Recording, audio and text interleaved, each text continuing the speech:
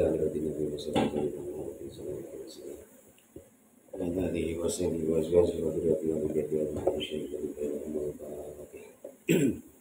أعوذ بالله من الشيطان الرجيم بسم الله الرحمن الرحيم الحمد لله رب العالمين الرحمن الرحيم مالك يوم الدين إياك نعبد وإياك نستعين اهدنا الصراط المستقيم صراط الذين أنعمت عليهم غير المغضوب عليهم ولا الضالين.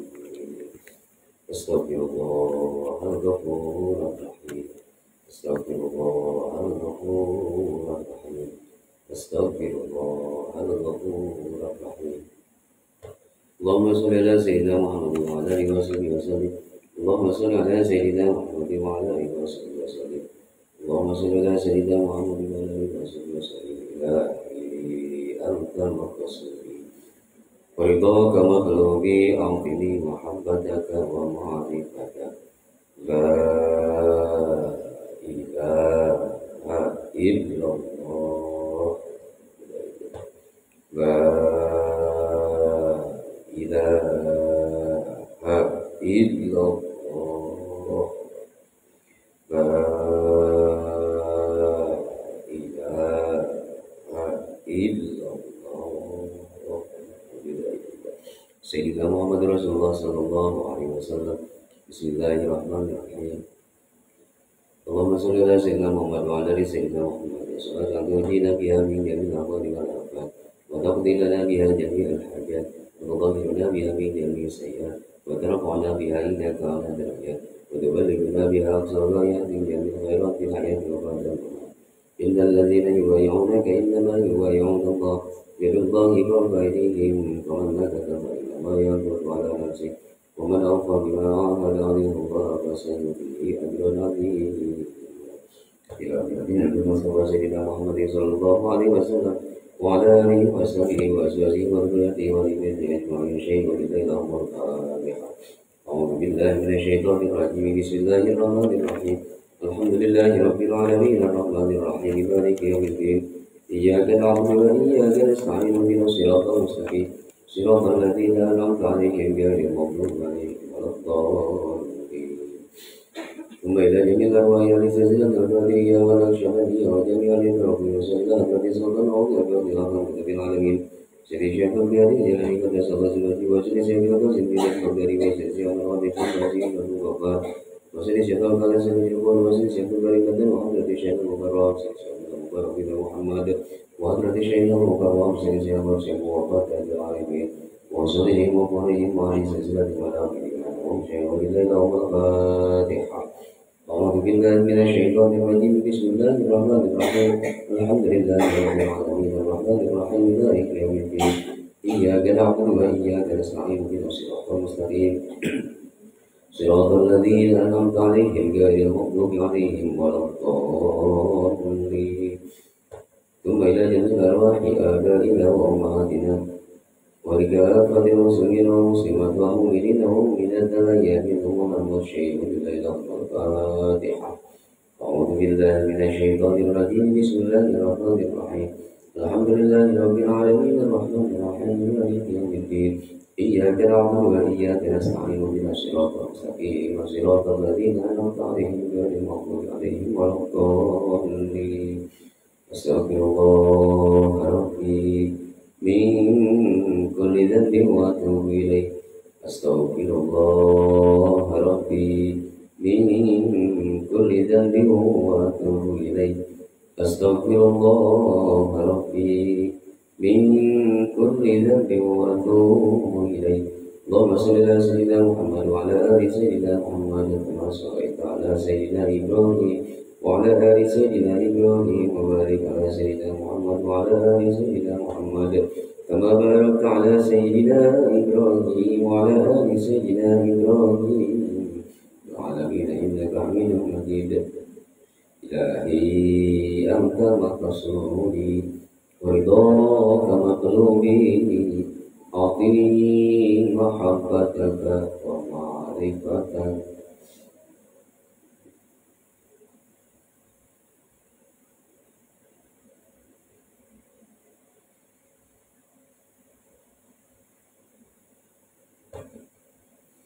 سيدنا محمد رسول الله صلى الله عليه وسلم. بسم الله الرحمن الرحيم. وفهمنا سليمان وكلا آتيناه وعلما وسخرنا مداد الجبال سبيلا وقدرا وكنا فعلين. يا حي يا قيوم يا رب موسى وهارون ونوح وإبراهيم ويا رب عيسى ويا رب محمد صلى الله عليه وسلم. وارزقنا علما والحكمة والعقل والفهم والذكر برحمتك يا أرحم الراحمين.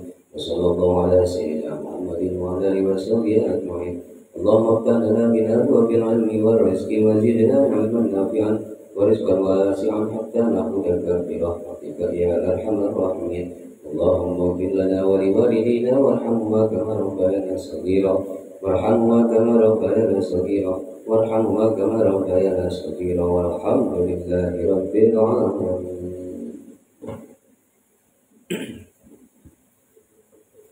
Nasoihul ibad. Kemarin sampai ayat terakhir halaman berapa?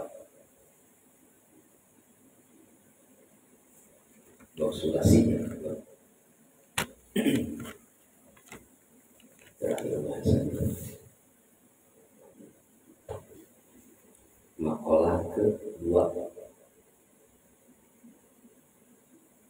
tiga.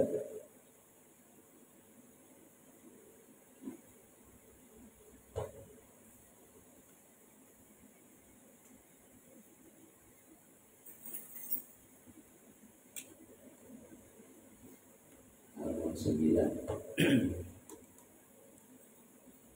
Wa maqalatus tsaniyah.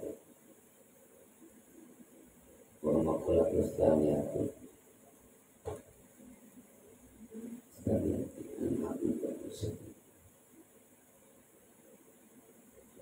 Salah sunnah tudriku bisa lagi.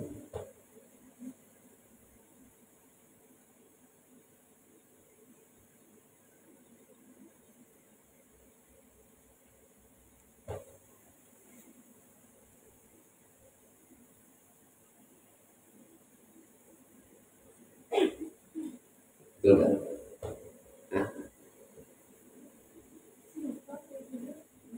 Terakhir logatannya catatan terakhir catatan bahasanya yang nasal ibad. Kalau kemarin kan apa? Dari badiah. Kan dia dari badiah. Catatan terakhir lah, catatan terakhir. Yang ketubaran.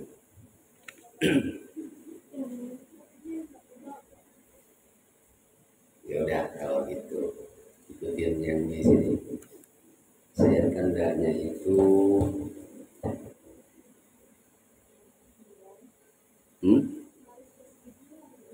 halaman 9 kan tetap halamannya 9 kan.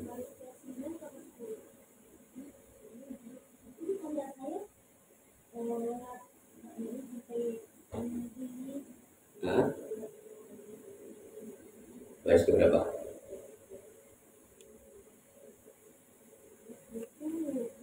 Baris ke di bawah. Jadi wa maqalatus salisah itu. Oh, mudaratun nasi sadaqatun. Sekarang itu ya. Berarti mulainya dari maqalah yang ketiga, wa maqalatus salisah. Naik lagi ke atas 3 baris. 2 baris. 1 baris. Dari situ mulainya. Ya, udah ketemu kitabnya. Wa maqalatu salisah. Bismillahirrahmanirrahim. Wal maqalatu salisah itu bermula ini maqalah yang ketiga. Maqalah ketiga. Nasoihul ibad. Belum salam enggak? An Umar radhiyallahu anhu. Diterima dari Sayyidina Umar radhiyallahu anhu. Makalah yang ke-23. Berarti ini karena diawali dengan An Umar radhiyallahu anhu. Oh, makalah ketiga. Wah, makalah itu salis. Makalah yang ketiga. An Umar radhiyallahu anhu, diterima dari Sayyidina Umar radhiyallahu anhu.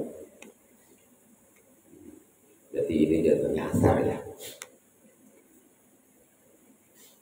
Asar itu apa? Aqwal sahabah wa tabi'in. Ucapan para sahabat disebut asar.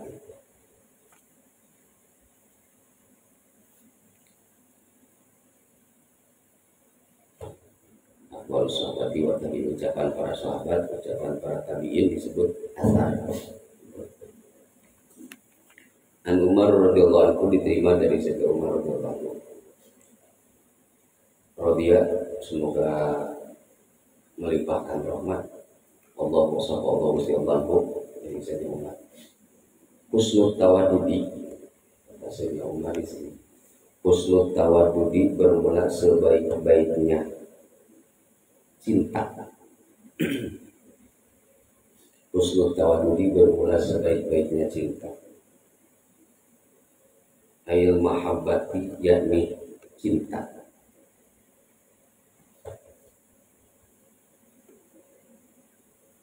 Ini sentral ya, semua makhluk pasti mempunyai rasa cinta. Cinta itu tidak salah, yang salah itu salah mencintai. Kita mencari cinta abadi, tapi ditujunya bukan ke yang abadi.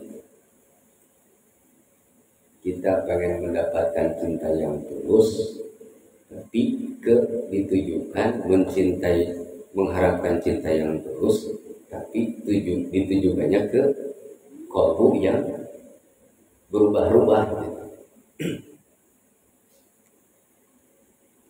Husnul tawadudi, sebaik-baiknya cinta.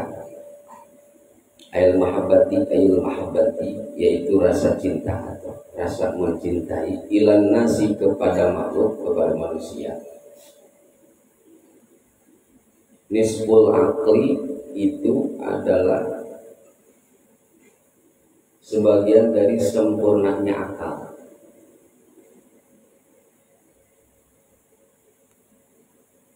Cinta kepada manusia. Ilan nas di sini berarti jamak, jangan pula pilih.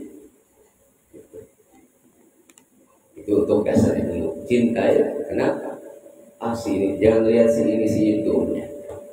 Kalau cintanya dengan iman, yang kita lihat pasti goreng-goreng juga, jelek-jelek juga ciptaan Allah, gitu maksudnya. Nah, buat kisi-kisi dulu. Kamaruya, sebagaimana telah diriwayatkan Ibnu Hibban, oleh Ibnu Hibban, wa Tabrani, dan Imam Tabrani, wal Baihaqi, dan Imam Baihaqi, bersandar kepada hadis. Jadi jika kita sudah mencintai manusia, itu baru sebagian sempurnanya akal. Orang yang baru bisa mencintai manusia, itu akalnya baru setengah sempurna. Sempurna belum. Disebut cinta yang akal yang sempurna itu ke makhluk cinta, kepada sang penciptanya cinta. Proses diri sendiri, kita lebih condong cinta kita kepada ciptaan apa kepada sang penciptanya. Kenapa kita gara-gara cinta sampai gila mau hampir hilang akal? Kenapa? Kita terlalu condong mencintai manusia, kurang mencintai penciptanya. Ya Allah juga senang ya gitu mah. Makanya yang disebut akal yang sempurna itu bukan nggak cukup cinta ke manusia, nggak cukup cinta kepada anak, istri, guru. Yang cintain juga sang penciptanya. Contoh gini, kita senang sholawat, ngaku cinta ke Rasul. Kalau cinta ke Rasul, ya kita harus mencintai apa yang dicintai Rasul.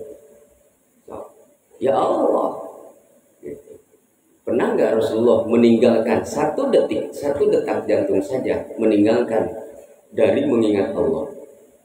Jadi kalau kita cinta ke Rasul, harus mencintai apa yang dicintai Rasulullah.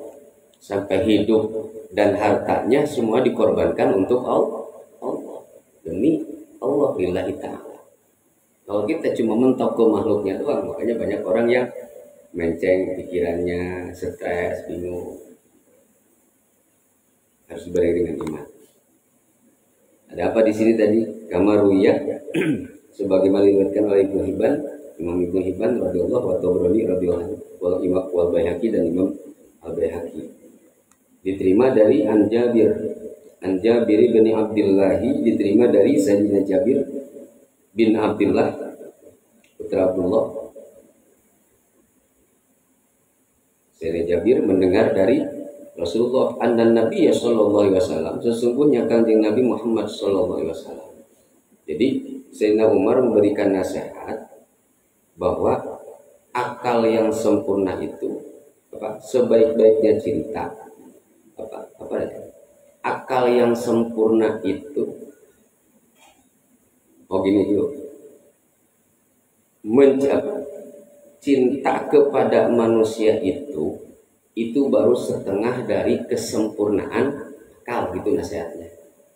Nah, beliau menyampaikan nasihat itu bersandar kepada hadis dari Sayyidina Jabir yang diriwayatkan oleh Imam Ibnu Hibban, Imam Tabrani dan Imam Baihaqi.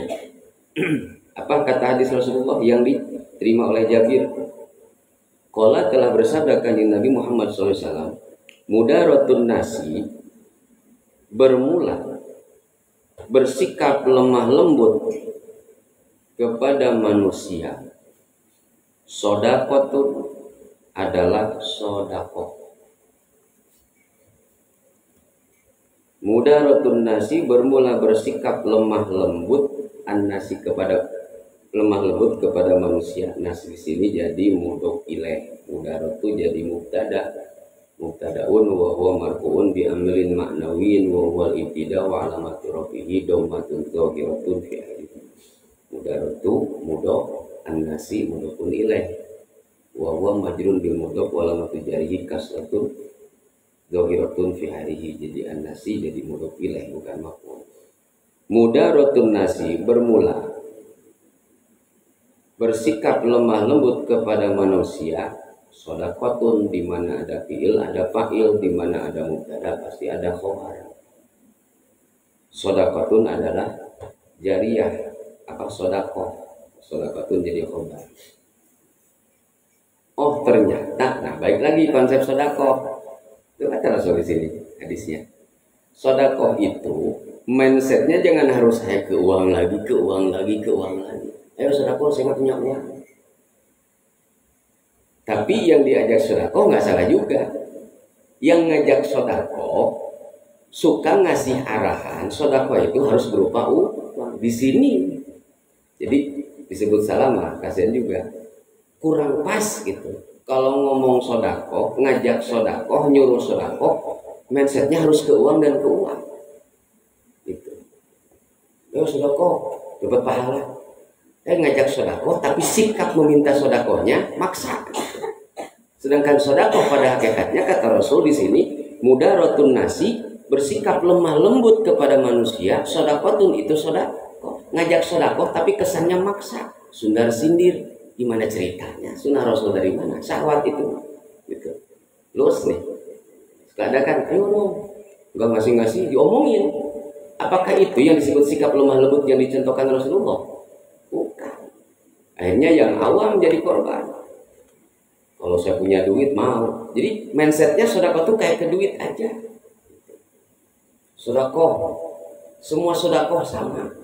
Pada intinya sedekah itu memberikan apa yang telah Allah berikan ke kita, dibagikan kepada orang lain dengan tulus dan harapan meminta imbalannya ke Allah, bukan ke orang yang kita bantu. Itu sedekah. Kalau kita sudah membantu manusia dengan tadi niat sedekah karena Allah, dan kita masih sedikit mengharapkan orang bantuan dari orang yang kita bantu, itu masih salah. Atau masih bukan lillah. Lillah mah kita berbuat baik, ngebantu orang, harapannya semoga Allah membalas. Jadi minta balasannya ke Allah. Itu. Kita misalnya bantu apa? Anak yatim atau teman yang lagi kesusahan. bantu. Tuh gocek. Apa disebut sedekah karena Allah tuh. Pas dibantu itu teman boro-boro terima kasih, yang ada memusuhin kita, ngejelekin kita.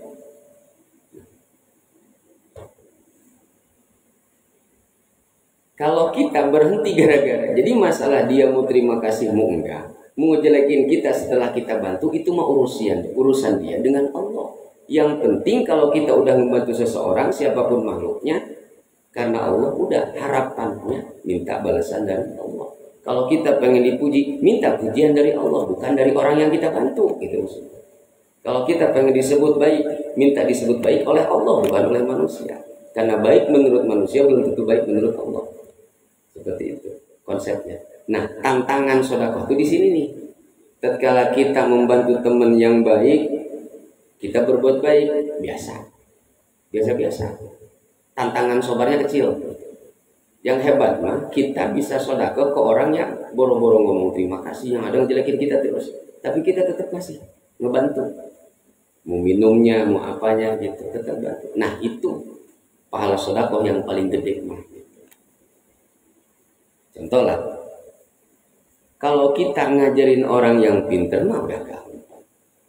Tugas para waliullah itu ngebenerin barang-barang rusak. Jasad-jasad manusia-manusia yang hancur-hancuran akhlaknya, itu tugas dakwah itu ngebenerin yang salah-salah. Yang udah rajin mah biarkan istiqomah. Dakwah yang asli mah tadi apa? Kita harus merangkul orang-orang yang masih awam itu. Ini mah yang udah ngaji di sini ditarikin ke sono. Ngomongnya siar mah tuh yang belum ngaji ajak, bukan yang udah ngaji dipecah-pecah. Itu namanya ngacak-ngacak majelis gitu. Siar tuh ngambil panggilin yang, nah siar yang itu mah berat. Makanya sok-sok lo cekcok antara majelis ke majelis, murid santri dengan santri gitu, seperti itu. Bicara sedekah lagi, baik sedekah. Tadi jadi hakikat sedekah mah adalah mudaratun nasi, berulah sikap lemah lembut kepada manusia. Sedekahun adalah itu sedekah. Maksudnya aimula tofatun nasi. Nah, penjelasannya bagaimana sih maksudnya bersikap lemah lembut itu dengan apa? Mula tofatun nasi, bermula bersikap lemah lembut anasi kepada manusia ini bil qauli, dengan cara ucapan. Sikap lemah lembut dengan ucapan. Aduh, gue mau ngomong nggak bisa, belum bisa. Contohnya merangkai kalimat ini itu saya nggak terlatih dengan ucapan seperti itu. Ya udah, kalau nggak bisa ucapannya bil fi'li wal fi'li, dan aksi kelakuan, wal fi'li dan perbuatan gitu. Bil qauli dengan ucapan, wal fi'li dan perbuatan, yusabu itu akan diberi pahala alaiha dengan wasilah itu sedekah. Ucapan yang bagus, perbuatan yang bagus itu alaiha tadi sawabu sodakotin, itu akan mendapatkan nilai sedekah. Contoh ucapan yang bagus itu apa? Seorang ibu kepada anaknya, orang tua kepada anaknya, tong kalau main hati-hati, jangan nakal. Terus kalau kamu main sama teman kamu diajak ke rumahnya, kamu harus bisa ngebedain main di rumah sendiri dengan main di rumah orang, main di rumah tetangga dengan main di rumah saudara. Harus membedakan, jangan disamakan seperti bermain di rumah sendiri. Itu orang tua ngingetin setiap anaknya izin mau main ke temannya. Mainnya di mana? Kan ditanya di rumah, "Mak, izin mau mana mau main?" Kemana mainnya? Ke lapang. Oh, ke lapang. Udah, awas, hati-hati, jangan berantem. Mau mainnya kemana? Mang, izin, main kemana? Main ke rumah si ini. Di mana mainnya? Ke rumahnya. Hati-hati, sing sopan. Gitu. Suka gitu kan kita mah dulu. Sekarang mah orang tua jarang yang begitu. Bodoh amat, anaknya main di rumah temennya nganggap itu rumah udah kayak rumah sendiri. Diomelin sama orang tua temennya, nggak terima. Ya tetap salah. Seakrab apapun anak kita dengan anak teman kita, tatkala main di rumah teman kita, tetap ada dia nggak bisa. Bahkan saya dikasih ingat, kalau kita main, almarhum nenek gitu dulu waktu di kampung, kalau main ke rumah kamu, ke teman sehebat apapun, sedekat apapun kamu punya teman, tatkala diajak ke rumahnya, jangan dulu ngobrol asik dengan temanmu. Sebelum ngobrol di rumah teman kamu dengan teman itu, kamu harus samperin dulu orang tua kamu. Apa orang tua teman? Jadi harus kenal. Jadi harus kenal. Jadi tatkala kita diajak ke rumah teman, yang kita cari siapa? Orang tuanya mana? Mana bapak kamu? Mana emak kamu? Supaya apa? Supaya orang tua teman kita juga nggak nanya-nanya. Oh ini temennya. Gitu. Itu kan nyambung silaturahmi. Sekarang mana ada? Sulit. Anak diajak ke rumahnya, cuek. Gitu. Ya teman tuh ya anaknya doang. Orang tuanya bukan teman, bisa jadi musuh. Gitu. Kenapa? Karena sudah sulit nyari orang tua ya selalu memberikan wasiat yang baik kepada anaknya. Kan sedekah. Akhirnya kan anaknya ngeluya. Jangan heran tatkala kita orang tua anak keluar main ke rumah teman-temannya, kita nggak ada nasihat baik, nggak ada ucapan-ucapan baik untuk anak kita. Ada suka bikin masalah di rumah teman. Kalau kitanya ngerti, rata-rata nggak ngerti, berantem mulu. Jadi sikap lemah lembut pertama tadi dengan ucapan baik itu bukan cuma sekedar gini, saya mau nggak bisa apa-apa, bukan gitu. Jadi ucapan baik itu nasihat yang bermanfaat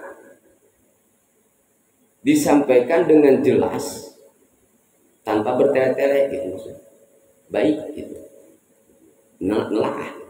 Ucapan baik itu bukan lembut, bukan lembut. Banyak yang lembut tapi nyeleneh gitu. Bil qauli, ucapan yang lemah lembut itu berarti intinya manfaat. Bil qauli, apalagi nasihat tadi ucapan orang tua kepada anaknya. Kemanapun tanya, apalagi guru kepada muridnya, teman kepada temannya. Kadang kita ngucapin baik, tapi kasar salah tempat gitu. Ada orang teman bukan baru kenal doang, tapi gayanya udah kayak ke murid sendiri gitu. Ceramahin tok. Bagus sih bagus. Sehebat apapun mau kata Al-Quran disampaikan kepada seseorang, kalau salah tempatnya gitu. Jadi yang namanya menyampaikan satu nasihat, ucapan yang baik, kalau momennya nggak pas, jangan heran kalau ucapan kita ditolak. Jadi yang dimaksud kalau kita udah paham satu ayat, satu nasihat, mau nyampaikan kepada orang, kita harus belajar dulu, lihat dulu suasana kolbunya, lihat dulu sikonnya. Orang mabuk dikasih ayat, yang ada itu ayat dipantatin. Karena nasihat agama mah disampaikan kepada orang yang berakal. Orang lagi mabuk mah diemin dulu, ntar udah sadar baru ingetin. Gak bisa kan akalnya lagi ngeblank di situ. Termasuk tatkala nasihat itu akan masuknya ke mana? Bukan lagi orang yang sedang emosi. Lebih santai. Di sini kita harus belajar. Ilmu udah didapat belum selesai. Kita harus belajar cara menyampaikan ilmu. Cara menyampaikan ilmu itu berarti apa? Lihat dulu, ini nasihat ini objeknya ke siapa? Lihat, ke si Anu misalnya. Lihat situasi suasananya. Lagi santai, lagi mumet, lagi apa? Gitu. Ini teman kita mumet mikirin utang, sama kita diajak-ajak Quran terus. Sedangkan level imannya beda, jangan heran. Di sini kita harus paham level tingkatan kualitas keimanan sampai mana, baru kita masuk putarannya. Putaran orang tersebut. Bil qauli dengan ucapan yang baik. Contohlah bahasanya. Kalau bicara hukum misalnya. Kalau di kalangan fikih mah kalau ada orang mabuk misalnya. Kalau bahasa sakleknya abu jahanam loh. Bener iya tapi kurang baik gitu. Orang baru lewat, baru mau duduk di majlis habis mabuk karena masih awam gitu. Ya mau gurunya sebut abu jahanam loh gitu. Kira-kira besok mau datang lagi nggak? Belum tentu, walaupun benar itu ada orang yang mabuk mah, yang mabuk karena khamr, berarti ancamannya neraka. Nggak salah, saklek. Bahasanya gini, hal-hal seperti itu. Semua ucapan benar itu lihat-lihat dulu, menempatkannya. Ada bahasa kalangan para aulia. Di kalangan para aulia mah tatkala ngeliat orang-orang yang masih bodoh disebutnya, kamu mah nggak bodoh, cuma belum pintar doang. Gitu bahasanya. Ini orang kelakuannya salah mulu, maksiat mulu, disebutnya enggak, kamu nggak salah, cuman belum bener. Kan enak gitu bahasanya.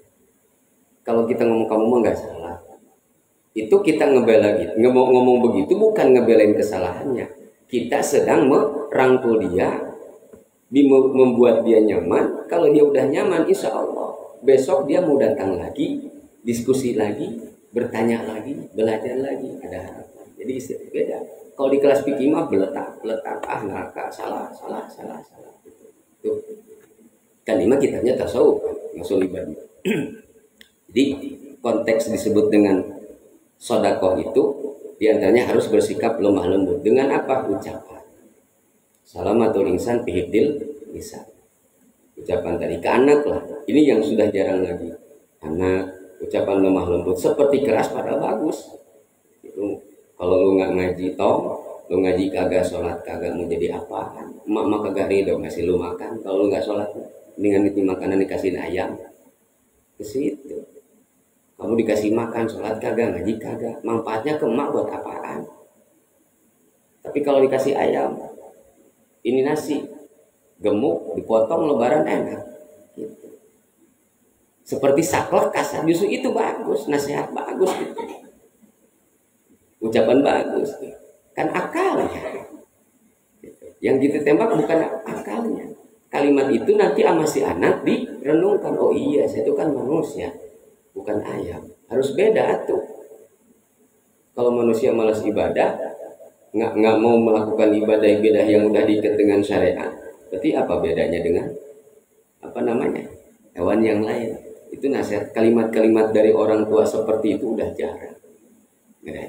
Contoh gini, anak pulang sekolah lapar, tapi kita orang tua nggak tahu nih anak belum sholat duhur. Jangan dikasih makan dulu sebelum dia sholat. Sholat dulu sholat. Mau main kemana? Ditanya sholat dulu, itu udah susah. Makanya ya wajar. Makin kesini generasi itu makin, kenapa? Sentralnya kan di orang tua. Bersikap lemah lembut. Jadi dengan ucapan. Contohnya nasihat orang tua ke anak, atau kakak ke adiknya, atau guru ke muridnya, teman dan ke temannya. Untuk kasus di lapangan, kita masing-masing dikasih kemampuan oleh Allah, tinggal lincah aja cara menyikapi situasinya. Ucapan, kategorinya ucapan lemah lembut dalam ucapan itu. Jadi si ucapan itu yang bermanfaat. Contoh lah, kalau kita pengen diskusi yang langsung bisa akur, tatkala diskusi dengan teman, baik yang udah kenal ataupun dekat ataupun baru kenal, poin pertama materi diskusi itu apa? Ajak ke ranah obrolan mengagungkan Sang Pencipta, nyambung di situ. Tapi kalau kita duduk bareng ketemu teman, si ini ngomongin kehebatannya, si itu ngomong kehebatannya, si ini ngomongin, ini kurang nyambung. Kurang nyambung, nanti bisa ditambahin bohong atau apa. Tapi kalau tatkala dudukmu yang udah kenal, nggak kenal sekalipun, tatkala duduk bareng yang kita obrolkan sama-sama Sang Pencipta, keagungannya, so, ada nyambung. Kenapa nyambung? Allah ridho, nambahlah ikatan silaturahmi di sini. Nah, sebut bil qauli, ucapan lemah lembut, berarti kan udah fokus sentralnya dalam obrolan tadi. Dengan ngobrolin keagungan Allah. Permusuhan dalam obrolan, permusuhan antara teman dengan teman itu, kenapa? Karena dalam setiap bertemunya bukan keagungan Sang Pencipta diobrolkannya, tapi keagungan masing-masing. Otomatis semua juga pengen agung, nggak mau dihinakan. Tapi kalau poin dalam obrolan, ketemu ucapan, semuanya nyuruh ngajak kita kenal kepada Allah, ngajak dekat ke Allah, pasti semua juga nggak nolak. Sebadung apapun orang, kalau udah disuruh ingat ke Allah, ia mulutnya doang seperti sini, tapi hatinya sadar benar eta nasihat. Tapi kenapa dia nggak ngikutin? karena badannya udah terlalu banyak dengan dosa. Kolbunya pasti sadar dan benar itu ucapan tuh gitu. Seperti itu. Bil qauli, jadi manfaat, hati-hati. Nasihat. Ucapan manfaat, dan lagi apa? Motivasi. Anak misalnya kenaikan kelas tahun ini misalnya, nilainya bukan nambah tapi makin jelek, kita motivasi, udah kan masih ada kesempatan tahun depan sebelum kamu lulus dari sekolah ini. Kalau SD itu belum nyampe kelas 6, masih ada kesempatan 1 tahun lagi. Sekarang kamu di kelas 5, 1 tahun lagi nanti goal kamu harus semangat, kasih motivasi. Itu motivasi. Jadi motivasinya kemana? Motivasinya ngajak dia lebih mendekatkan diri kepada Allah. Kalau motivasinya hanya sekedar kerajin-rajin, udah rajin ternyata nilai jelek, banyak murid yang putus asa, gak dapat ijazah, jelek, malu sama temennya, bunuh diri atau alah frustasi, mabok, dan sebagainya gitu. Jadi motivasi yang baik itu kemana? Yang mengarahkan si anak ini, si murid ini atau teman kita semakin dekat kepada Sang Pencipta. Itu motivasi terbaik, nggak ada lagi. Kenapa harus dihubungkan dengan Sang Pencipta? Disinilah fungsinya agama. Adin, nasihat. Agama itu adalah nasihat. Kita beragama, kita ngaku beragama Islam, berarti orang yang udah masuk ke agama Islam harus siap nerima nasihat. Ngakunya umat Islam, ngaku beragama Islam, tapi diingetin dengan nasihat agama, ngeyel kan bohong gitu mah. Ceritanya gimana? Ngaku beragama tapi nggak mau dapat nasihat. Sedangkan fungsi agama itu dalam Islam adil an-nasihat. Lihat orang-orang ngaku beragama tapi nggak mau dengerin nasihat agama, itu udah tanda-tanda remeng-remeng gitu. Yang begitu. Adil an-nasihat. Bersikap dengan lemah lembut dan lewat tadi bil qauli dengan ucapan. Terus wal fi'li dan perbuatan. Apa ke anak, di hati sekesal-keselnya kita, aduh jangan sampai ngomong monyet ke anak ya, ke orang sama orang bodoh juga ke anak monyet. Orang tua kita dulu mah karena tahu lisan orang tua itu mustajab, sekesal-keselnya anak ke anak lagi berbuat salah tetap nyebutnya bagus gitu. Kenapa? Karena kalau orang tua sering ngomong begitu, dasar lu tolol, ya makin gede makin tolol. Dikit-dikit bego gitu. Terus ke situ. Kasih motivasi. Di sini perannya. Kalau kita pengen punya anak yang soleh, ya setarnya di mana? Bukan di anak. Orang tuanya harus belajar soleh. Gitu. Kita pengen anak soleh, tapi orang tua kagak soleh-soleh, kan ngimpi. Kenapa? Karena harus ada rekaman dari guru, perilaku guru, ada rekaman dari orang tua. Si anak ini masuk ke majelis misalnya, ngikutin karakter guru yang dicontohkan selama di tempat belajar, balik ke rumah orang tua kok jauh, di sini suka frontal anak. Jadi setarnya kalau untuk pengen berharap punya anak soleh tadi itu dengan apa? Setarnya di orang tua, bukan di anak. Nah, kalaupun kita nggak bisa, contoh apa? Kalau kita nggak bisa ngaji, nggak bisa ngasih nasihat apa-apa, yang penting dari pakaian dulu apa? Setidaknya ibunya dikerudung, tutup aurat. Nanti si anak akan terbiasa. Ilmu nanti di majlis sebagainya, terus wawasan nasihat. Bil fi'li, kalau marah, kalau apa kesel, apalagi pakai mukul, gitu. Mukul badan. Gitu. Boleh, dibolehkan dalam satu riwayat yang lain dibolehkan memukul. Yang dipukul juga bukan kepala, kaki aja, betis. Jangan mukul kepala. Gitu. Dan ke anak orang mukul, ke anak sendiri kakak berani mukul, licik gitu. Nggak boleh lagi sekarang karena ada undang-undangnya. Intinya perbuatan apapun harus baik. Contoh perbuatan baik. Kita masuk ke majelis paling belakang misalnya. Sendal teman kita nggak rapi, kita geserin. Itu termasuk perbuatan baik itu. Ngegeserin sendal temen yang acak-acakan sampai rapi, dibalikin. Itu mah keikhlasannya lebih terjaga daripada sodako 1 miliar atau 100 juta. Sodako 100 juta masih ditambah ada kibir, ada riaknya. tapi ngegeserin sendal jepit temen kadang lihat, itu lebih terjaga keikhlasannya dibanding sedekah yang banyak. Atau ngegeserin aqua temen, yang deketin romannya haus geserin ya. Udah kita kemana bayang gitu. Diminum, udah itu keikhlasan sentral di situ. Ngejang kalau bicara perbuatan mah, misalnya, ngebangun masjid hebat ya tetangga saya kemarin membantu masjid itu 20 miliar dibangun. Yang ini dia sekarang nyumbang masjid ini 1 M. Saya ngapain? Oke, kamu yang bagian bangun masjidnya, saya bagian ngepelnya aja beres gitu. Disuruh jadi imam nggak bisa, orang nggak mau gitu. Disuruh ngajar di situ nggak bisa, dan juga suara nggak pas, kurang nggak bagus-bagus amat.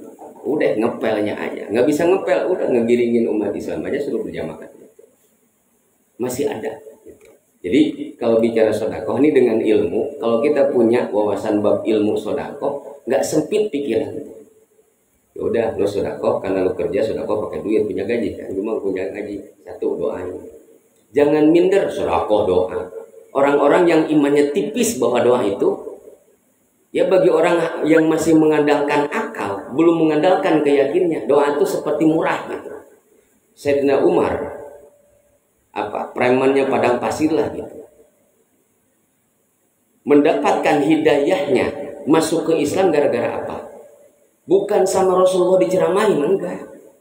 Didoakan dari oleh Rasulullah, didoakan di balik dinding di rumahnya. Semoga ini pemuda mendapatkan hidayah.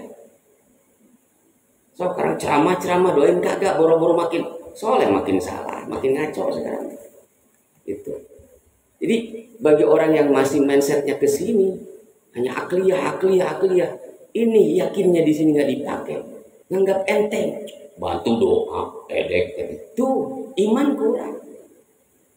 Para nabi, Siti Zulaikha bisa mendapatkan Nabi Yusuf alaihissalam dengan menunggu 30 tahun, menunggu jawaban Yusuf menerima, itu lewat doa kepada Tuhannya Nabi Yusuf kepada Allah. Itu semua dengan doa. Nabi Musa alaihissalam selamat dari kejaran Fir'aun pakai doa. Gitu. Di tengah padang pasir kelaparan, Robi anzini ma'idatan minas sama, lewat doa. Bagi orang yang sudah mantap keyakinannya, doa nggak bisa dianggap sepele. Kenapa? Kalau doa tembusnya ke dalam kolbu dan tidak bisa terhalang. Itu. Kalau ucapannya paling nempel kemana? Ke sini doang. Apa yang kita ucapkan belum tentu masuk ke dalam kolbu, padahal nyampenya ke sini doang. Mentok. Apalagi ucapan yang penuh emosi itu nyampenya ke sini, gak bakalan ke sini. Tapi kalau ucapan dari hati masuknya ke dalam hati. Itu. Baik lagi. Jadi kita jangan minder ketika teman-teman kita sedekah ini sedekah itu. Kita masih apa? Doakan. Ya Allah, ini anak soleh, suka bantu orang-orang yang tidak mampu. Ya Allah, mudah-mudahan dengan wasilah bacaan apalah kita, tolong kasih sehat beliau supaya bisa terus membantu teman-teman tetangga-tetangganya yang membutuhkan. Karena saya nggak bisa apa, cuma bisa mendoakan dia ahli sedekah dan mendoakan orang-orang yang dibantunya. Semoga orang-orang yang dibantu dengan sedekah teman saya ini, mereka semakin bersyukur kepada Allah dan bersabar kepada Allah. Dan orang teman saya yang membantu ini, mudah-mudahan semoga Allah berikan terus kesehatan, keistiqomahan dalam ibadahnya, dan semoga Allah jaga keikhlasannya sehingga berbekas sampai akhirat. Cuma jangan cerita di dunia doang ahli sedekah, di akhirat hilang pahalanya. Apalagi sedekahnya sampai ngerjain mau sedekah tapi bikin challenge gitu. Sedekah, Pak, saya kasih 10 juta, kenapa? Itu ambil ember, isi air, siramin ke bapak, baru kasih 10 juta. Itu bukan ibadah yang begitu. Bukan, Rasulullah nggak begitu. Kalau mau ngebantu, bantu, beres. Pakai syarat. Kalau ngebantu pakai syarat, bukan sedekah itu bantuan negara aja beres. Dan sedekah mah harus senang ngasih, kasih aja beres. Disyaratin dulu, harus syarat ini. Bantuan pemerintah itu mah beres. Jadi inti dari sedekah bersikap dengan lemah lembut, baik ucapan atau kelakuan. Yusabu itu nilainya sama dengan sedekah. Wakana, dan telah terbukti min mudarotihi, dari sikap lemah lembutnya. min mudaratihi sallallahu alaihi wasallam, dari sikap lemah lembutnya Kanjeng Nabi Muhammad sallallahu alaihi wasallam. Nih bukti dari contohnya. Annahu sesungguhnya Kanjeng Nabi Muhammad sallallahu alaihi wasallam la yadhummu,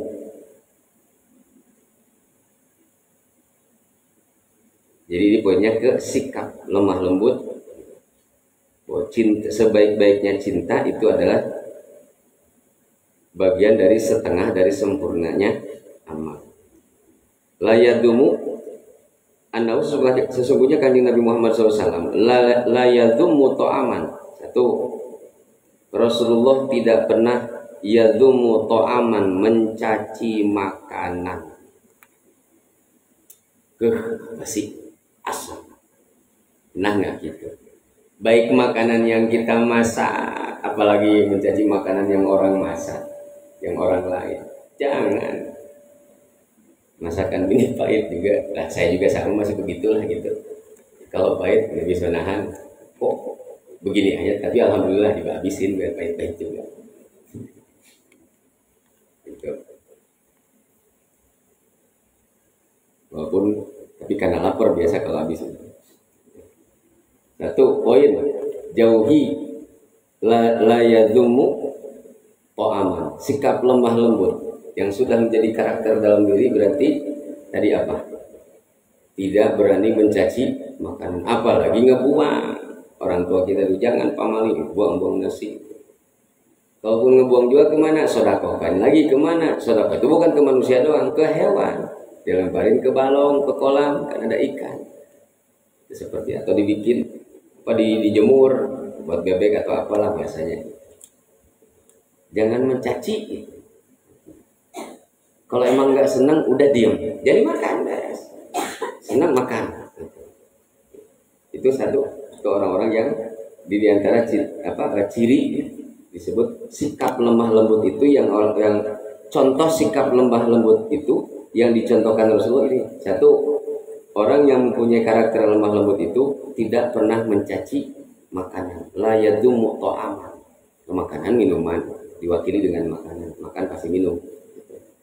Termasuk minuman. Kopi pahit amat. Bukan kopi kalau nggak pahit. Walayanhar khodiman. Aduh, ini nih. Jangan suka ngebentak pembantu. Yo, untung kita nggak punya pembantu. Jangan suka membentak pembantu. Nih, khusus buat para bos nih. Enggak bos juga. Di majlis juga kan suka ada santri yang khidmat, suka bantuin. Misalnya ada santri yang disuruh kagak, tapi standby di majlis. Kenapa? Pengen disuruh. Nungguin guru nyuruh ya, pengen dapat berkahnya tadi. Gitu. Ada. Jangan suka bentak-bentak kalau nyuruh santri itu. Gitu. Maka kalau bagus mah, mentang-mentang jadi guru tuh kan ada ustadz yang ngejuragan, ustadz yang karakternya juragan gitu. Ada kiai juga ada. Harusnya malu gitu. Kalau kiai ada kiai atau ulama, tapi karakternya ngejuragan, harusnya malu ke Rasulullah. Rasulullah jadi nabi, jadi rasul. Menempatkan diri bukan sebagai juragan umat, tapi sebagai pelayan umat. Sekarang susah nyari seorang alim yang benar-benar menyiarkan ulama, tapi prinsip karakternya jadi pelayan umat. Kalau jadi pelayan umat, jangan ngebahas isi amplop, lapar kerja nyari duit, nggak usah ngarep dari santri gitu. Itu pelayan. Rasulullah hartanya habis untuk umat, biar cerdas. Lah kita jadi kiai pengen ngumpulin harta, kan bego gitu maksudnya. Maaf, sekarang begitu. Kenapa? Kalau memang para alimin benar fokus pengen mendirikan agama, menyebarkan ilmu agama, harusnya udah terlihat rahasia daripada keikhlasannya. Itu. Masa iya beres ngaji ceramah doang, tak nggak tahu diri di hadapan Rasulullah. Rasulullah hartanya sampai habis untuk siapa? Lah kita mah ngamalin agama pengen ngumpulin harta. Apa bedanya sama pembetaan? Ngumpulin harta. Para ulama, para wali habis hartanya. Hadratul Syekh Imam Asy'ari, pendiri NU, dia orang kaya. Hartanya habis untuk umat, untuk organisasi keulamaan. banyak para ulama. Jangan kita. Nah kita sebagai orang tua punya anak dipondokin, jangan tuh ngiming-ngiming biar jadi ustaz ceramah. Aduh itu kita sedang ngebentuk karakter kerdil lagi. Ya. Kalau kita punya anak cerdas dalam agama, bersyukur, ya Allah terima kasih. Engkau berikan anak kepadaku, anak yang soleh, yang dikasih kecerdasan agama lebih. Ya Allah, jangan kau jadikan anak saya sebagai juragan umat, tapi jadikanlah anak saya sebagai bagian dari prajuritnya pada Rasulullah, pelayan umat. Kalau semua ustaz prinsipnya sebagai pelayan, ngapain mesti begini-gini gitu maksudnya. Sudah sindir, sodako, sudah idenya kagak gitu. Bukan nggak boleh, bener cek pikir mah sah-sah aja. Cuman gimana mau kebentuk karakter umat. Makanya lihat umat Islam begini doyannya gitu. Ngomong ke Allah bersandar tapi begini terus. Seperti itu. Harusnya senang seorang ustaz misalnya ada murid minta tolong bantu kenalan kayak bantu doa, diledekin sama muridnya. Kenapa? Karena gurunya ngajarinya doa itu sepele seperti itu. Doa silahul mukmin. Doa adalah senjatanya orang mukmin. Doa mukhul ibadah, saripati daripada ibadah. Kita sholat rajin, beres sholat kabur kagak doa. Seperti minum, makan makanan yang mewah tapi nggak minum ke sholat. Orang rajin ibadah nggak pernah munajat ke Allah, bingung hidupnya. Kata Allah sombong. Baik lagi, jadi harus jadi apa? Kita mah pelayan, kita pelayan. Para alim nih, baik lagi bicara karakter tadi, lemah lembut. Jangan. Kalau itu ustaz, apalagi yang bukan ustaz gitu. Yang berilmu masih apalagi yang kagak punya ilmu kok bisa lebih parah. Makanya ada bos sampai kagak ngasih gajinya lebih parah lagi gitu. Hati-hati. Tidak ilmu tanpa iman ya nggak ada kesadarannya. Lupa diri di hadapan Allah, merasa punya aib. Persis seperti Qarun. Makanya kalau kita punya cita-cita, ya Allah jadikanlah saya orang kaya. Tapi orang kaya jangan seperti Qarun, pengen kaya seperti Nabi Sulaiman. Apa bedanya? Nabi Sulaiman kaya kagak nyepelein ibadah nomor 1 tetap. Kekayaan dunia nomor sekian. Nomor 1 adalah ibadah. Kayak harta bisa menjadikan kemuliaan. Tapi selama harta itu ada, harta bisa habis. Ilmu menjadikan kemuliaan, tapi ilmu nggak ada ceritanya habis. Kalau ilmu bisa habis, pesantren banyak yang tutup. Para santri, ingetin, kasih tahu orang tua kamu, mulai sekarang ilmu kiai habis. Jadi ini pesantren mau ditutup, nggak ada ceritanya. Ilmu makin dikasihin makin banyak. Makanya harta menjanjikan kemuliaan yang fana selama harta itu ada. Seorang yang kaya habis hartanya masih disegani nggak? Seorang alim meskipun dia tukang becak, diam di sawah, nggak punya apa-apa, tetap kenapa? Ilmu, derajat. Orang yang diangkat derajatnya melalui ilmu sulit ya. Meskipun satu kampung ngeledekin, karena dia ikhlas mengamalkan ilmu, tetap karena yang ngangkat derajat orang berilmu Allah, bukan manusia. Disikut sana, sikut sini, sekap sini, seperti itu. Kuat. Jadi tadi ilmu. Lagi jangan. Jadi kalau kita punya anak, saudara ingatin, kamu ngaji, kamu ini. Jadi seorang santri yang termasuk bagian dari pelayan umat. Santri, guru, ustadz, kiai, ulama, habib, waliullah, mereka kita harus jadi pelayan umat. Kenapa? Rasulullah mengatasnamakan dirinya pelayan, bukan juragan. Satu, itu ajaran yang diajarkan Rasulullah. Mana buktinya? Hartanya habis Rasulullah untuk agama. Bukan kita ngumpulin harta dari agama. Kalau orang ngasih mah ya ambil, tapi jangan dimakan semua. Tetap harus ada ke yang bermanfaat. Para gini, sohibul sodako, para murid kalau ngasih sodako pasti milih-milih gurunya kan. Milih-milih. Lihat dulu, rajin kok. Duitan bisa diingetin, males kan. Yang jelas-jelas. Guru yang ikhlas juga pilih-pilih memakan harta dari pemberian murid. Dicek dulu, lihat ini uang, lihat usahanya halal apa enggak, gitu maksudnya. Halal apa enggak, dari mana, subhat apa gimana. Kenapa? Tatkala lisan seorang yang alim yang sudah digembleng dengan amal-amal soleh, satu makanan dimakan. Itu makanan itu ternyata makanan haram. Allah tutup 70 pintu ilmu. Doa bisa jadi tumpul cuma gara-gara satu suap dari makanan haram. Rugi nggak? Ya? Rugi. Jadi orang-orang yang alim nggak sembarangan. Murid ngasih diterima, tapi belum tentu dimakan semua. Di sini itu orang-orang yang alim. Lagi gitu. Lemah lembut tadi. Jangan mencaci makanan, walayanhar khodiman, dan jangan suka membentak pembantu. Kalau di rumah kita ada anak saudara datang main pengen ngebantu, sok nyuruh. Ada bahasa orang tua nyuruhnya, tolong dong. Nah kan enak. Kalau di Jakarta di sini kita kan suka ada bahasanya, minta tolong dong, itu enak.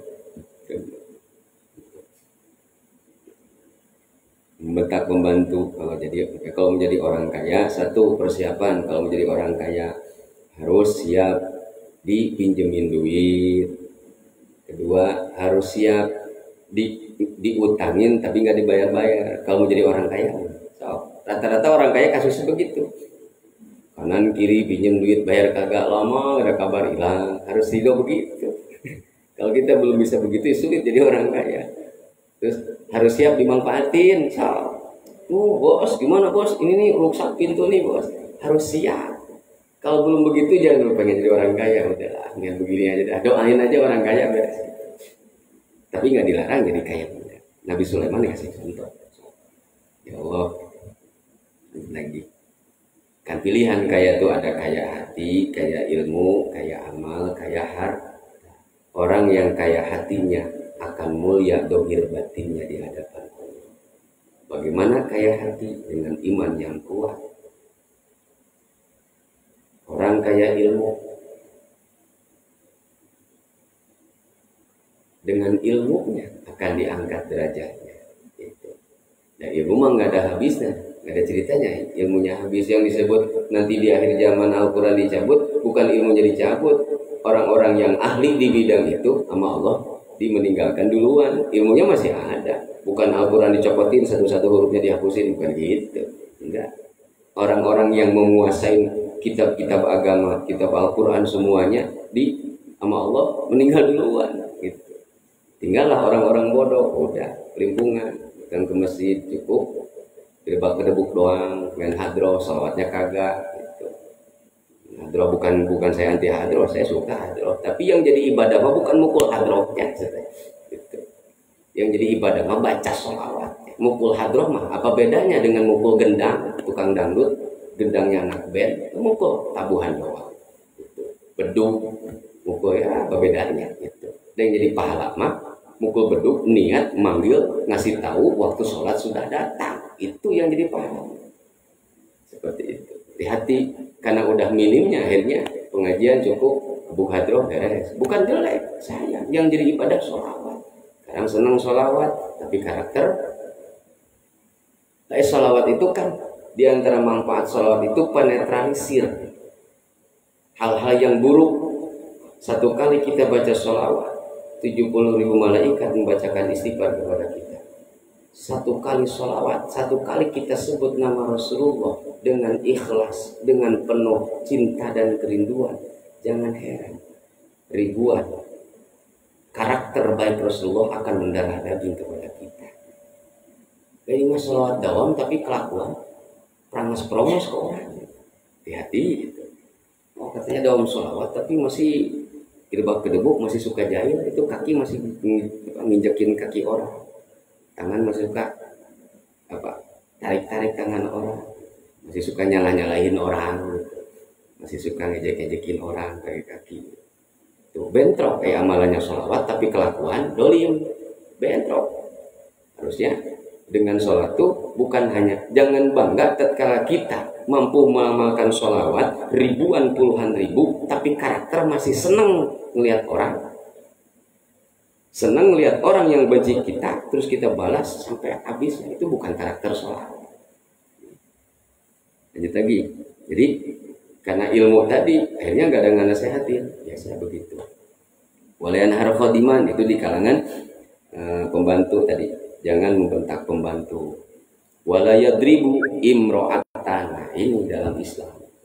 jangan memukul perempuan. Kalau ada umat ngaku umat Islam, kasus sebenci-bencinya ke istri gitu, jangan sampai mukul, apalagi wah nampak, aduh, nyubit-nyubit, nyubitnya bercanda sih masalah, paling senyum, tapi mujudnya sambil merongos pasti marah. Jangan. Wala yadribu imra'atan, jangan memukul wanita, bukan ajaran Islam. Islam itu tidak mengajarkan memukul wanita.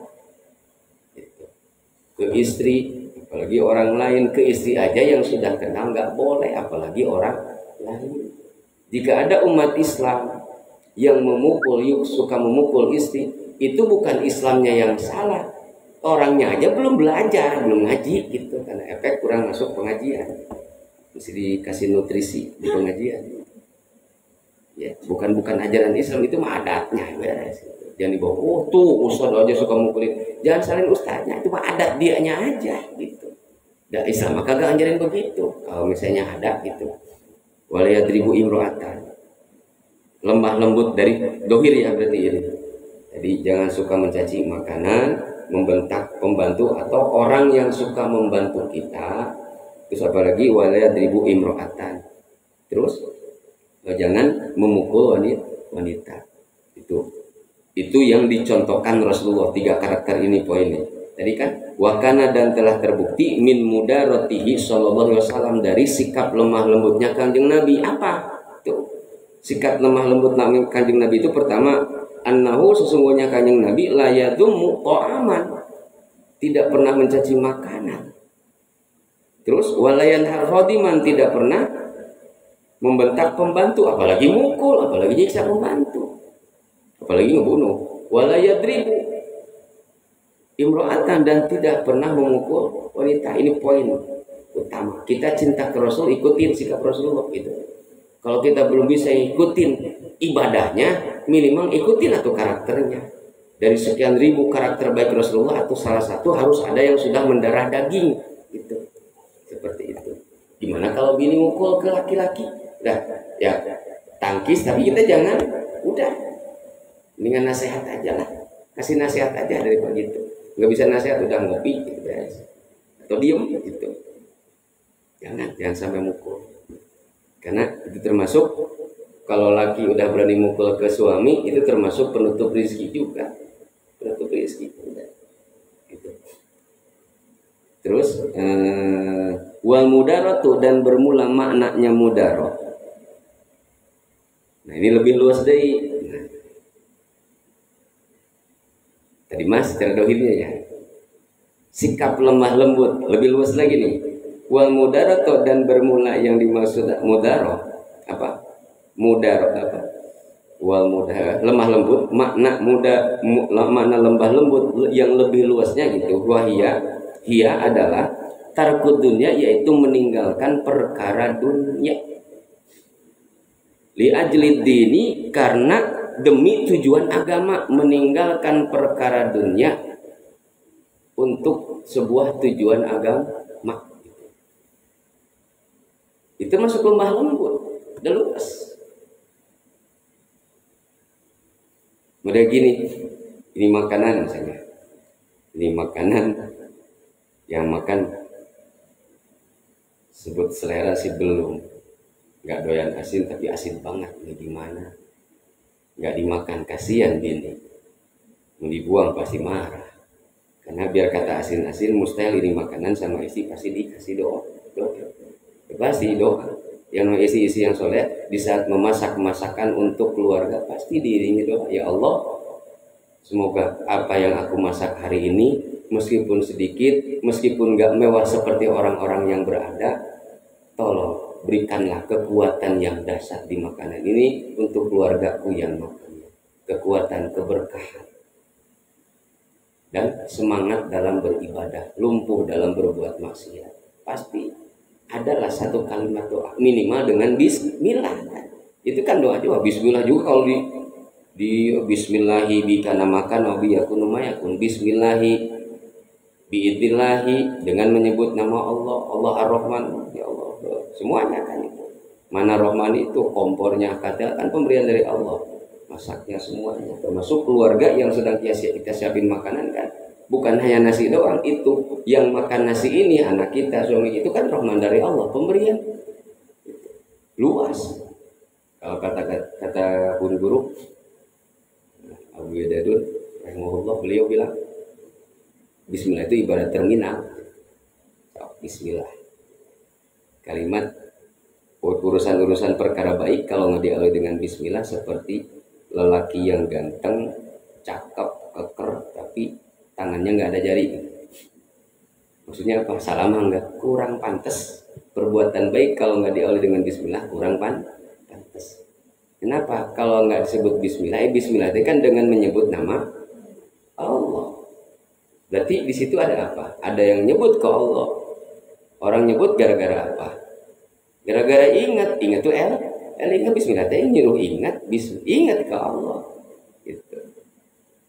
Yang nyebutkan kita, yang disebut Allah. Kenapa nyebut? Karena Bismillah teh nyuruh dikir, ingat ke Allah. Kenapa sih harus Allah diingat? Itu Allah Rahman.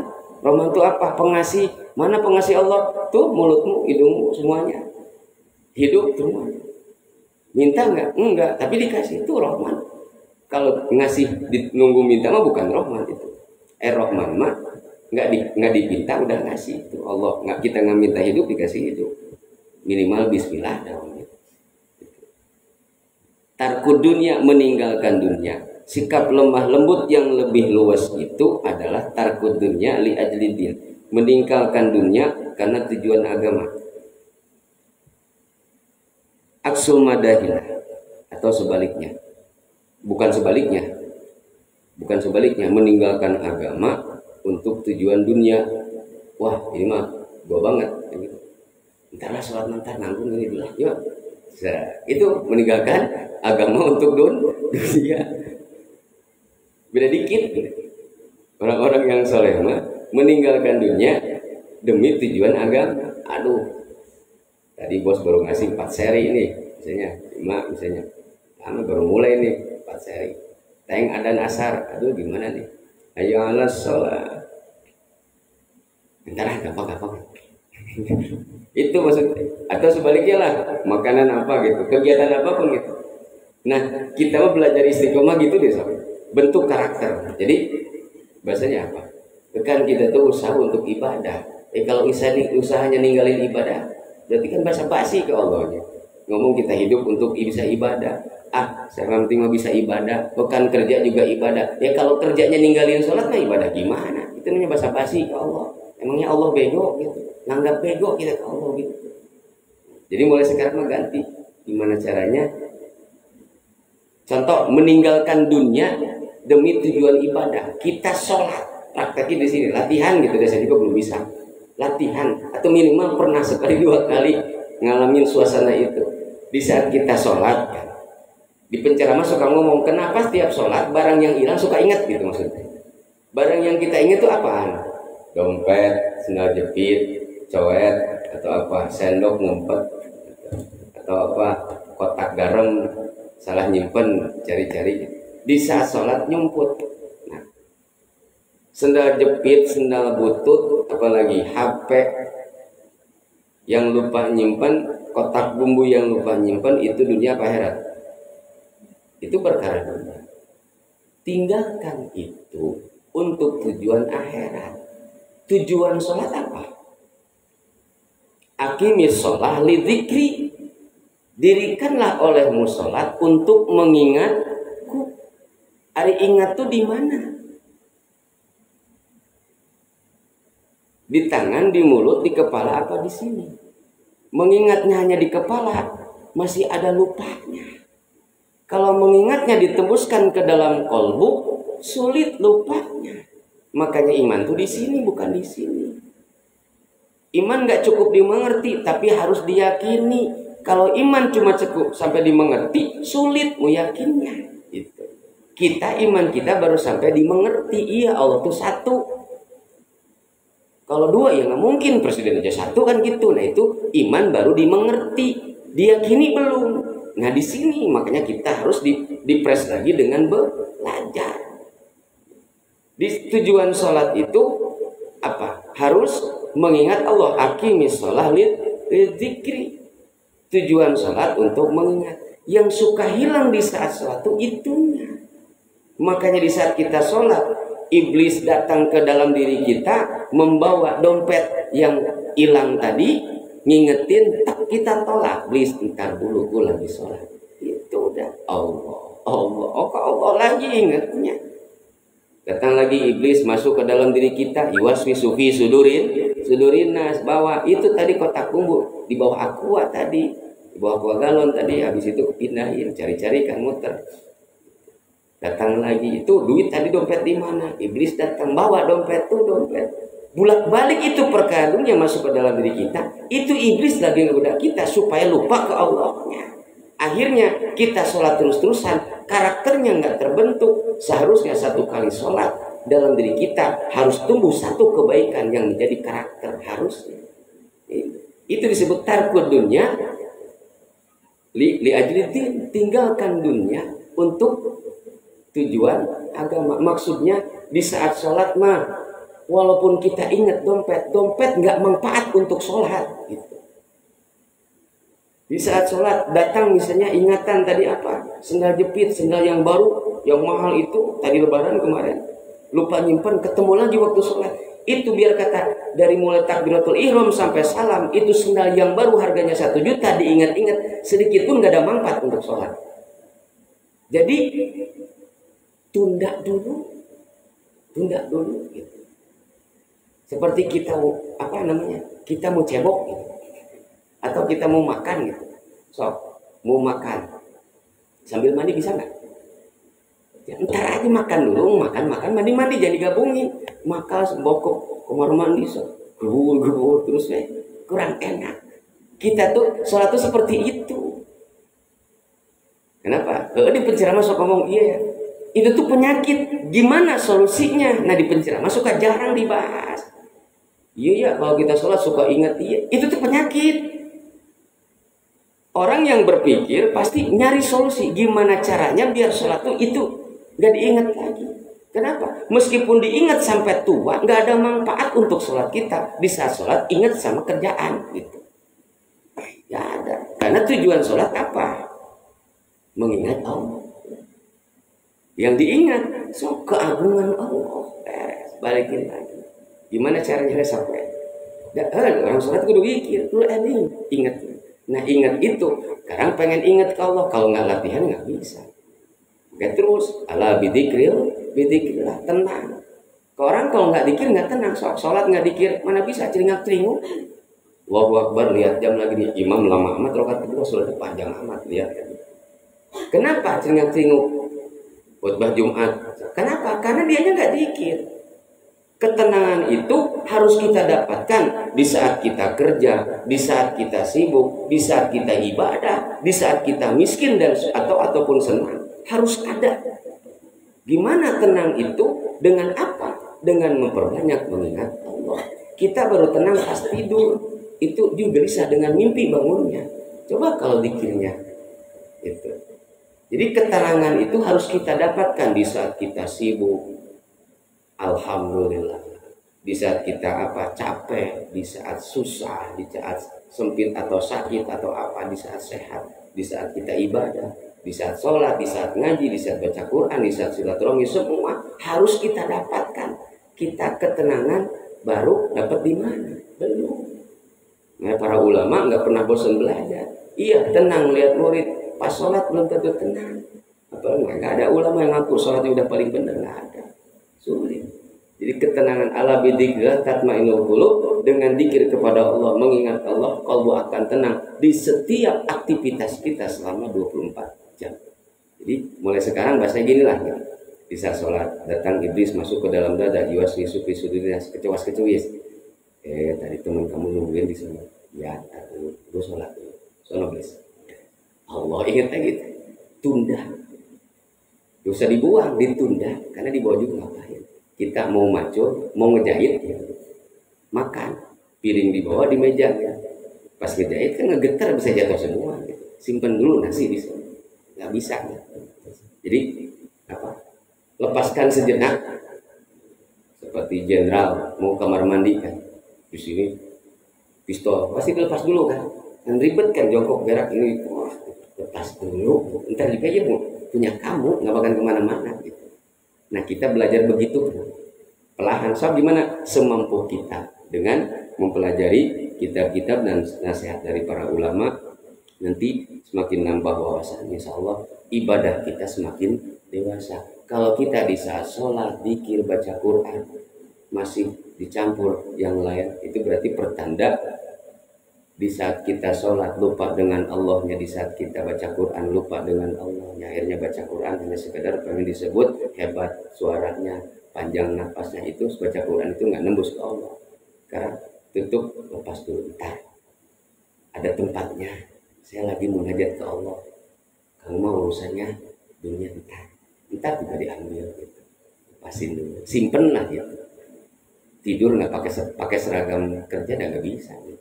Pakai sepatu mau kerja, tidur ya di kamar, beda tempatnya, entar perangkat tidur ya tidur, perangkat kerja ya kerja gitu, seperti itu. Nah di sini kita harus dewasa. Kalau kita bisa begitu, insya Allah, makanya insya Allah kita akan mencapai kedewasaan rohani. Kalau bicara dewasa kan kita ini dalam ibadah mah masih kekanak-kanakan. Orang yang ibadahnya kekanak-kanakan, mau ibadah melihat jumlah dulu, di masjid ini masih sedikit umumnya, soalnya yang ramai. Nah kecil begitu, itu kekanak-kanakan. Terus kalau dipuji baru rajin, dicuekin malas, itu masih kekanak-kanakan. Guru ngajarin Quran masih sibuk main cerita tadi main bola. Itu kita Allah minta sholat madhab ke kiblat, tapi ini umumnya kemana-mana. Hati kita gentayangan, ada yang ke di pasar, ada yang ke Pak Haji Nugget, itu kan jualan nugget, ada yang kemana, itu kayak anak-anak seperti itu.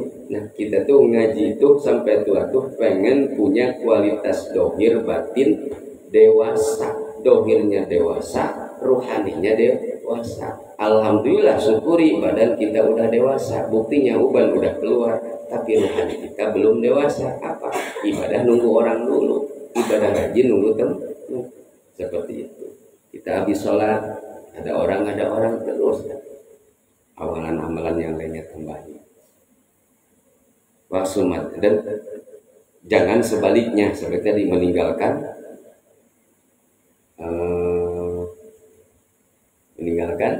agama demi dunia. Terus wahusnus su'ali, kalau tadi kan sebaik-baiknya cinta adalah berlemah lembut. Contoh tadi 3 poin dari Rasulullah nggak pernah mencaci makan. Kenapa? Karena Rasulullah cinta kepada makanan itu. Kenapa? Gimana nggak cinta? Orang makanan itu pemberian dat yang dicintainya. Kita dulu sebelum nikah pacaran, kekasih kita si AA namanya, bisa dulu waktu nikah si AA mau kerja dulu kan, jadi masih pacaran, mau kerja di luar kota, cuma nitipin ninggalin sapu tangan. Berani nggak nyobek sedikit aja sapu tangan? Berani nggak? Kenapa? Karena kita sadar ini sapu tangan, bila kata Murad, pemberian yang aku cintai, pemberian dari orang yang aku cintai. Biar kata makanan kita nggak semua orang-orang kaya, tapi kalau kita ngelihat siapa yang ngasih makan tuh Allah dan yang kita cintai, nggak mungkin kita berani ngejelekin ini makanan. Orang-orang yang masih menjelekan makanannya berarti sama aja dia dalam hatinya belum ada rasa cinta kepada Allah. Itu cinta ke makanan. Nggak, mana bukti cintanya? Dia nggak berani menjelekan makanan itu. Walaupun tidak senikmat orang-orang kaya, kan gitu. Waktu pacaran kan, si A dompetnya ketinggalan atau apa, sapu tangannya dirawat sama kita. Sedangkan ketemunya nanti 6 bulan ke depan baru ketemu lagi karena kerjanya keluar kota misalnya. Itu dijaga rapi sama kita. Berani nggak? Oh sampai dicium-cium. Ya. Nah itu sikapnya. Mulai dari cinta. Cinta itu adalah ciri orang yang akalnya udah mulai sempurna. Tapi kalau cinta ke manusia baru setengahnya sempurna akal. Bagaimana sikap cinta? Sikap cinta itu yaitu bersikap lemah lembut.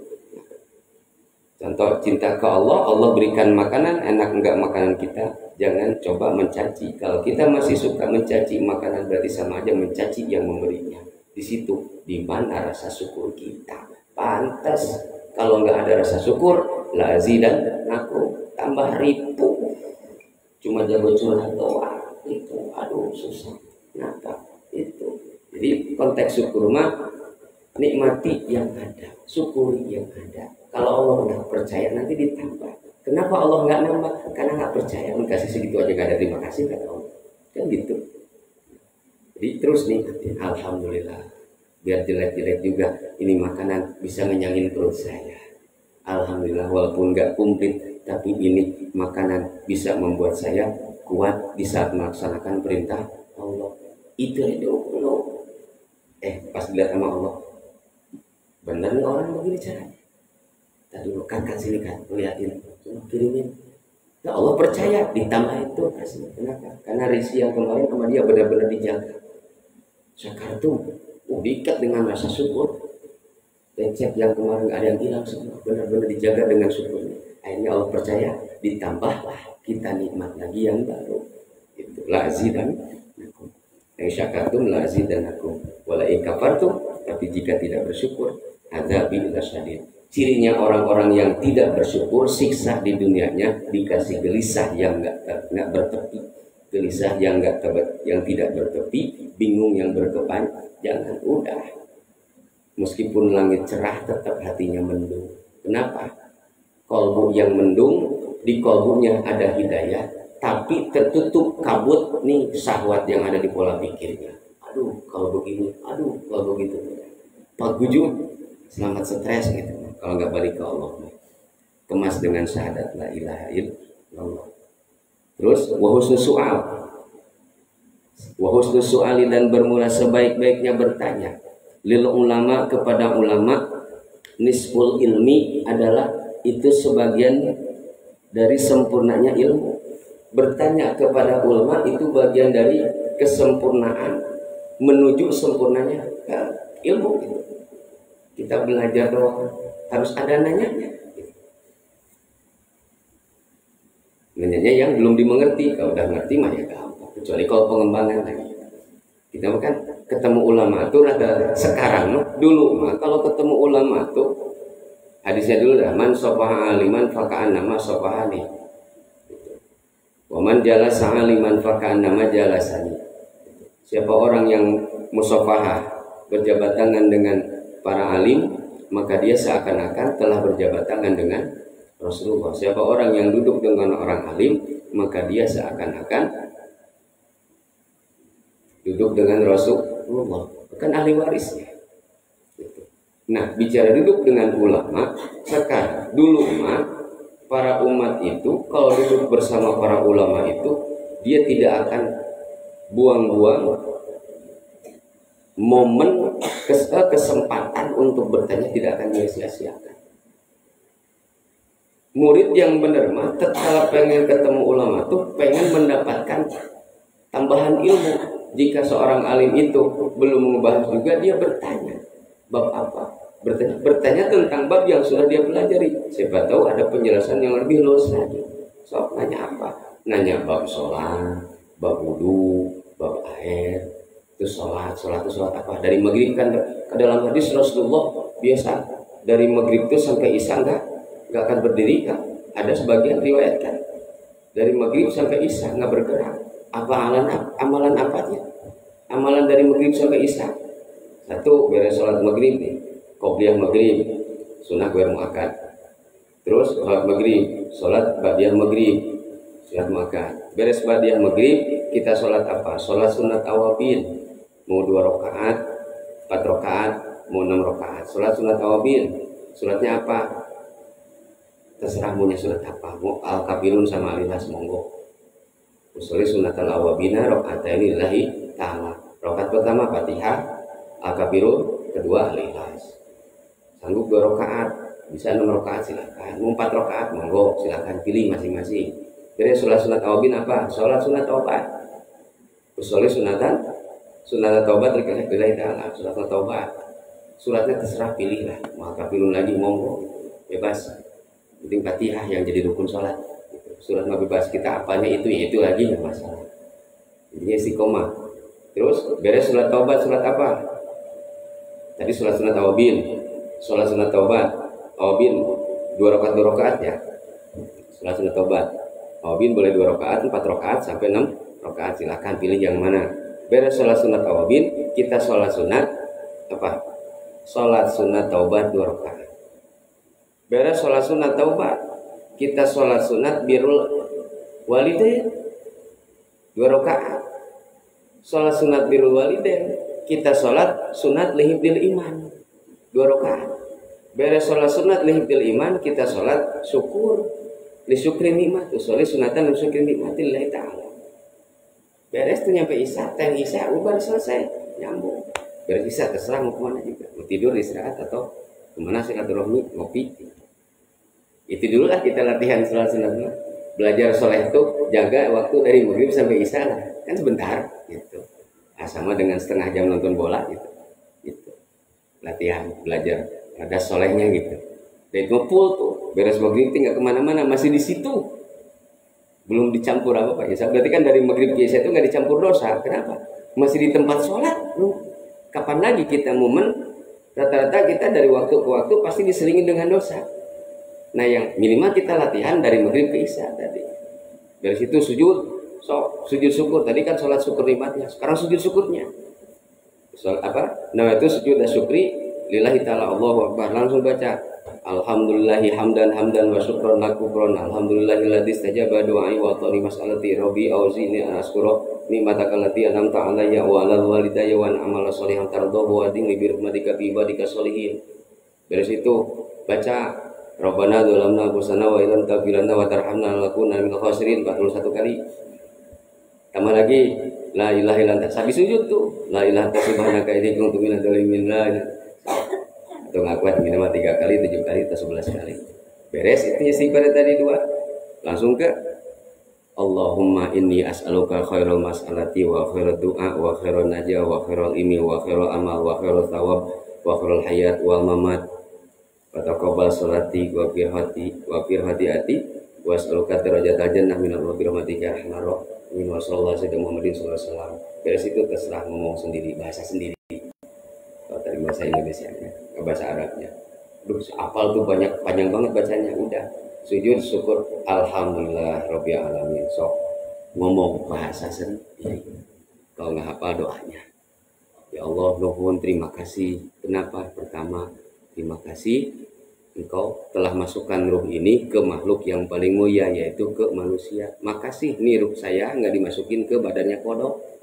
Kalau ruh ini dimasukin ke kodok, saya nggak dapat tugas mulia apa ibadah syariat ini. Lah kodok maka gak disuruh sholat. Bingung gimana sholat kodok sholat? Bisanya sujud doang, nggak bisa ruku. Ya. Makanya hewan di lautan dan daratan tugasnya apa? Ibadahnya dikir doang. Ikat, hewan dan sebagainya itu ibadahnya dikir doang. Di antara semua makhluk dikasih tugas ibadah. Nah, ibadah yang spesial Allah berikan ke makhluk yang namanya manusia.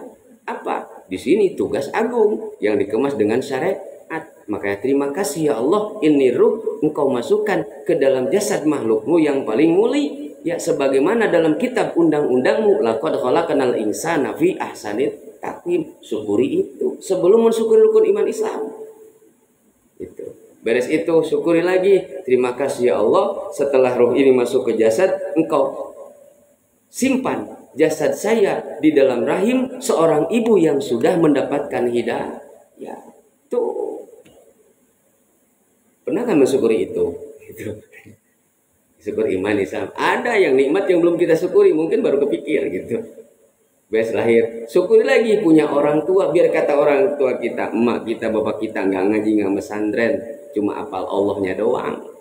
Alhamdulillah kita kecipratan hidayah dari ibu. Terus dituntun, dikenalkan dengan para ulama. Sehingga pahamlah, lengkaplah keimanan, dibimbing dengan keilmuan. Ilmu yakin. Iman yang diri dengan ilmu, manfaat, baru disebut ilmu yakin, menjadi akhlak. Bukan ilmu yakin atau kalau imannya belum tanpa ilmu. Seperti itu. Nah, syukur dari situ. Tuh. Husnul su'al lil ulama. bertanya kepada para ulama. Jadi duduk dengan ulama tuh nanya, yang nanya juga duduk dengan ulama, yang ditanya, Pak Ustadz, kalau harga ban mobil sekarang berapa? Aduh, itu salah alamat. Akhirnya lagi Ustadznya lagi doyan juga. Sebaliknya ada murid ngobrol sama Ustadz ngobrol dunia, itu udah salah tempat, nggak tertib, nggak nyambung. Sebaliknya Ustadz sama murid ngobrolnya dunia, itu bisa jadi edukasi, penghargaan, tapi apa namanya ngalalanyahan gitu, mau narik tapi ngobrol dunia dulu. Tadinya nanti di akhir obrolan mau ngasih nasihat satu bab ilmu gitu. Tapi hati-hati kalau dekat sama Ustadz, tiap ketemu ngobrolnya bab nyari duit, gimana ceritanya saya dekat sama Ustadz itu pengen dapat keberkahan. Minimal duduk 1 jam dengan Ustadz itu, dengan seorang alim tuh kita nambah wawasan agama. Ini mah ngobrolnya, oh cabai lagi naik, lagi turun sekarang 10.000, gimana ya kita usaha apa nih yang ngasih minyak duit? Itu bukan ahli ilmu atau ngobrol. Ya, kalau kita ngobrol dengan ahli ilmu, ya, walaupun disebut oleh seorang ustadz, lihat apa yang diobrolkan. Apa yang diobrolkan berarti nggak jauh beda dari apa yang dipikirkannya. Dan malu atau seorang ustadz tapi ngobrolnya gitu mulu. Harusnya seorang alimah disibukkan dengan keilmuan. Itu seperti itu. Jadi satu, jangan hilangkan momen kesempatan bertanya. Kalau duduk dengan seorang ulama, sebaik-baiknya bertanya, gitu, husnus su'al kepada ulama, nisful ilmu, itu bagian daripada setengah menuju sempurnanya ilmu. Li'annal ilma, sesungguhnya ilmu, yahsulu bihi, ilmu itu akan semakin mantap didapatkan, dihasilkan bihi, yaitu dengan banyak bertanya kepada para ulama. Jangan malu bertanya, jangan minder tatkala kita banyak nggak tahu apa-apa tentang agama di hadapan guru, di hadapan ulama. Penyakit sekarang banyak murid yang gengsi ketahuan bodoh di hadapan guru. Justru kita harus senang kalau ketahuan bodoh kita dalam agama di hadapan guru. Pertanda guru mau ngasih ilmu baru.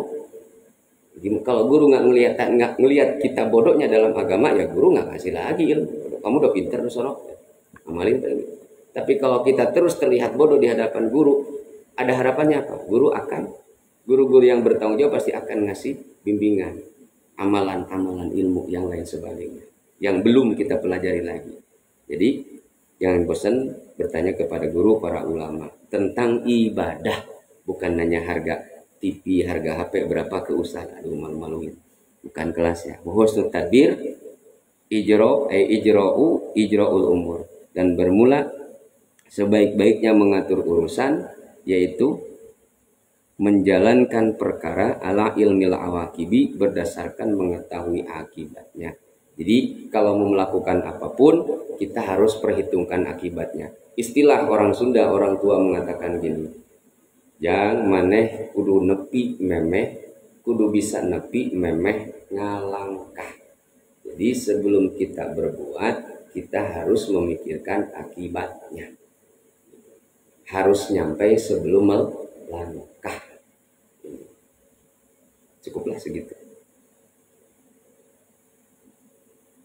Al-umuri ala ilmil awaqibi, berdasarkan menentukan akibatnya. Nisful ma'isyah itu separuh daripada kesuksesan dunia. Kalau kita dalam hal apapun selalu memperhitungkan akibatnya, pertanda kita akan mencapai kesuksesan.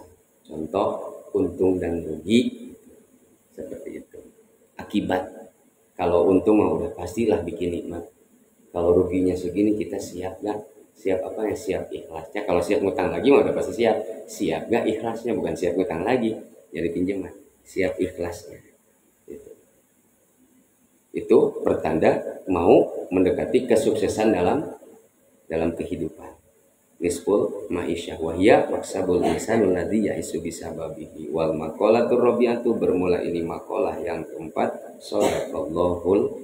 Jadi poin di makalah yang ketiga, bahwa untuk mencapai akal yang sempurna itu kita nggak cukup cinta ke Allah, tapi harus cinta ke makhluknya.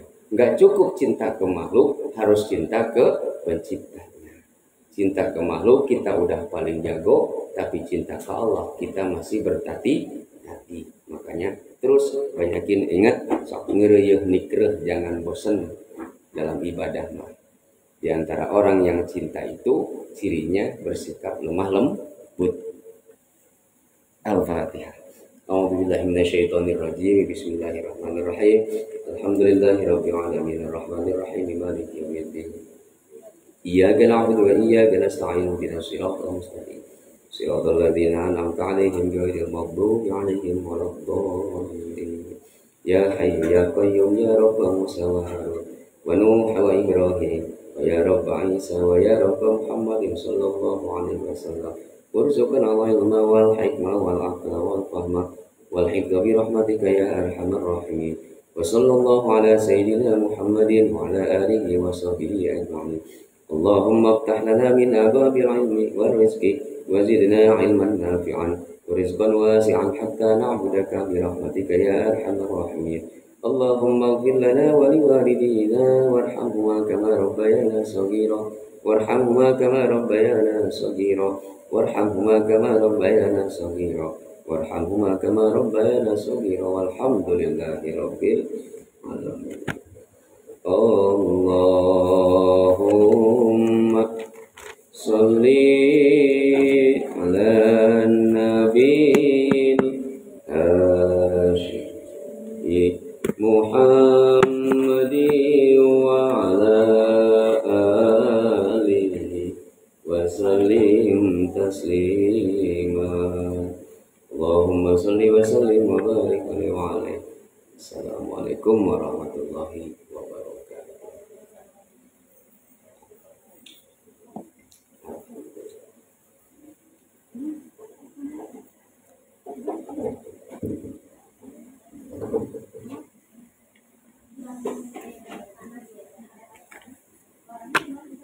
Gerah ya hawanya. Tadi mah rame tuh jam 8 seperempat tuh dari jam 5.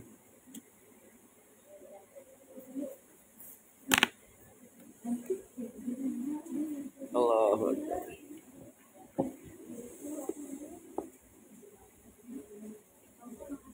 Ya, sama-sama turun. Ya, turun. Wassalamualaikum warahmatullahi wabarakatuh. Assalamualaikum hatur nuhun pemirsa.